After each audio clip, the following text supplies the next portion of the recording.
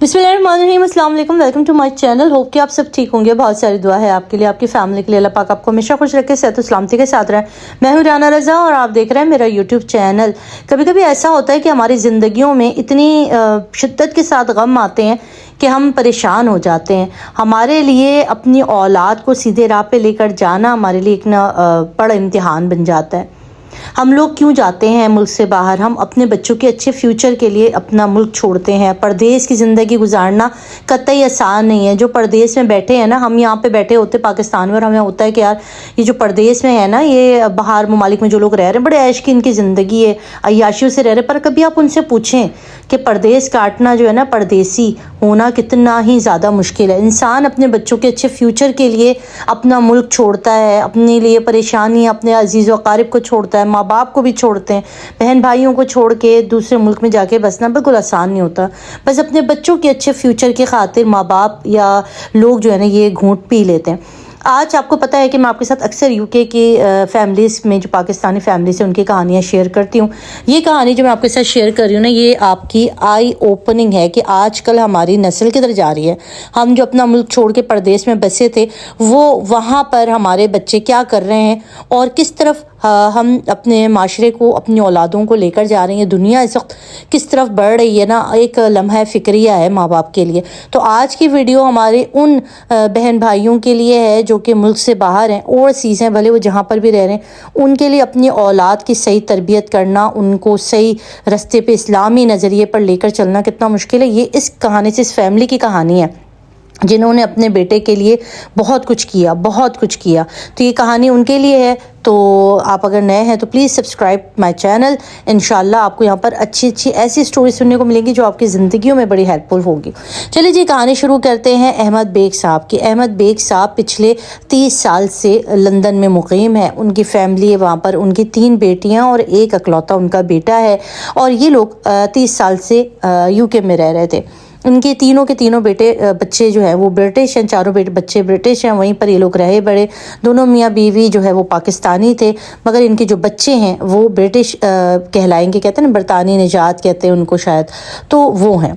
अच्छा जी, होता क्या है कि इनके बच्चे जब बड़े हो जाते हैं, जवानी की एज में आ जाते हैं, बेटा जब कॉलेज में पहुंच जाता है, तो फिर इनको एक सुकून हो जाता है कि हमारा बेटा अब कॉलेज में आ गया और अब हमारी ज़िंदगियां शायद एक डगर पर चल पड़ेंगी। बच्चे कामयाबी की तरफ बढ़ जाते हैं ना। जब आपके बच्चे कॉलेज या यूनिवर्सिटी लेवल पर आते हैं तो माँ बाप को एक आसरा हो जाता है कि मैच्योरिटी की एज में आ गया है, अक्लमंद हो गया है, अब इसके लिए गलत रास्ता और सही रास्ते का चुनाव बड़ा आसान हो गया। तो ज़्यादातर जो ओवरसीज़ में पेरेंट्स होते हैं ना, वो कोशिश करते हैं कि अपनी बेटियों की तरबियत पर तवज्जो दें, उनको सोम सलात का पाबंद बनाएं, महरम ना महरम का या गलत रिलेशनशिप के बारे में। क्योंकि आपको पता है कि जो बाहर का माहौल है ना, वो बहुत ज़्यादा ओपन है। वहाँ पर जो है वो ऐसी मैरिजेस जो कि लड़के लड़के के दरमियान होती हैं, लड़की लड़कियों के दरमियान होती हैं, या बहुत कम उम्र की उम्र से वहाँ पर जो है वो रिलेशनशिप में रहना उनके लिए कोई मायूब बात नहीं है। मगर आप इस्लामी पॉइंट ऑफ व्यू से कहते हैं कि हमारा मज़हब इस चीज़ की कतई इजाज़त नहीं देता, और वहाँ पर हमारे मज़हब ने गैर मतलब ना महरम के साथ कोई रिश्ता कायम करना या रहना एक बिल्कुल बहुत गुनाह कबीरा के अंदर शामिल होता है। तो ये माँ बाप अपने बेटे से थोड़ा गाफिल होते हैं और अपनी बेटियों की तरफ पूरी तवज्जो। ये लोग कहते हैं कि हमने अपनी बेटियों की तरबियत में कोई कमी नहीं छोड़ी, हमारी कोशिश थी कि हम अपनी बेटियों की बेहतरीन तरबियत करें। अब उस इसना में इनको इनके ही एक रिलेटिव जो वहाँ पर इनके जो सर्कल, दोस्त के सर्कल होता है, वहाँ से इनको पता चलता है कि जो इनका बेटा है वो किसी गलत एक्टिविटी में है। अब ये बड़े परेशान होते कि आखिर क्या एक्टिविटी। वो कहते हैं कि अपने बच्चे पर नज़र रखो कि तुम्हारा बच्चा किसके साथ उठ रहा है और बैठ रहा है। तो इनके फादर के थोड़े से कान खड़े हो जाते हैं। बच्चे से बात पूछ करते हैं तो बेटा अपना नॉर्मल कहता है कि लोगों को पता नहीं बात बनाने के लिए मिलती है, मैं तो बिल्कुल सही तरीके से रह रहा हूँ। अब यहाँ पर इनके फादर जो है वो कुछ मालूमात इकट्ठी करना शुरू करते हैं। थोड़ा कभी कभी ऑफिस से आके कॉलेज में के बाहर खड़े होना, बच्चे की जो सरगर्मियाँ हैं, कोई पार्टी में जा रहा है, किसी के यहाँ जा रहा है, तो इसका एक बहुत ही क्लोज़ फ्रेंड बनता है जो कि कॉलेज में आके बनता है। उसने उसे अपने पेरेंट्स से भी मिलवाया था। वो एक बहुत ही सुलझा हुआ अच्छा पाकिस्तानी ही लड़का था। तो दोनों दोस्त थे, तो इनको लगता है दोनों की दोस्ती है एक अच्छे दोस्ती के साथ है। मगर ये दोस्ती कुछ ایکسٹرا ایسی دوستی تھی جو کہ آپ اگر میں بہت زیادہ جھیپ کے اور اشتباہ کرتے ہوئے بہت ایسے جملے، کیونکہ ظاہر فیملیز، بچے، خواتین سب دیکھ رہے ہوتے، جو قوم لوط پہ خدا تعالیٰ نے عذاب ڈالا تھا نا، جس جرم میں وہ مبتلا تھے، تو یہ دو بچے بھی اسی جرم میں مبتلا ہو چکے تھے۔ جب ان کے ماں باپ پر یہ بات پتہ چلتی ہے تو ان کے اوپر جیسے قیامت گزر جاتی ہے۔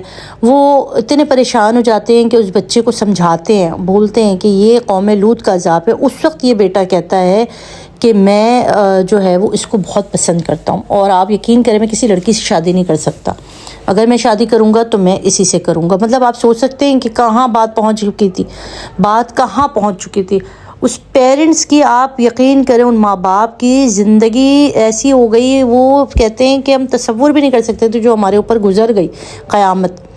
اب وہ اپنے طور پر بچے کی کاؤنسلنگ کرتے ہیں، پہلے اس کو ڈانٹ ڈپٹ کے اس کو کالج جانے سے روکتے ہیں، بچے سے ملنے سے روکتے ہیں، گھر میں بہت لڑائی جھگڑا ہوتا ہے، بہت زیادہ ہنگامہ ہوتا ہے، وہ لڑکا کسی طور پہ نہیں مانتا، وہ یعنی کہ کہتے ہیں بالکل ایک ایسا لگتا ہے جیسے کوئی طاقت اس کو اپنی طرف کھینچ رہی ہے، ایسے ہو جاتا ہے۔ دوسری سائڈ کا مجھے نہیں پتا، میں اس سائڈ کی بات کروں کہ جو میرے علم میں دوسری سائڈ پہ کیا ہو رہا تھا اس کے بارے میں قطعاً نہیں جانتی، مگر اس سائڈ کی جو فیملی تھی، جو احمد بیگ کا جو بیٹا تھا، اس کی زندگی بڑی مشکل ہو چکی تھی۔ ان کے لیے اس بچے کو سنبھالنا سمجھانا بڑا مشکل ہو گیا۔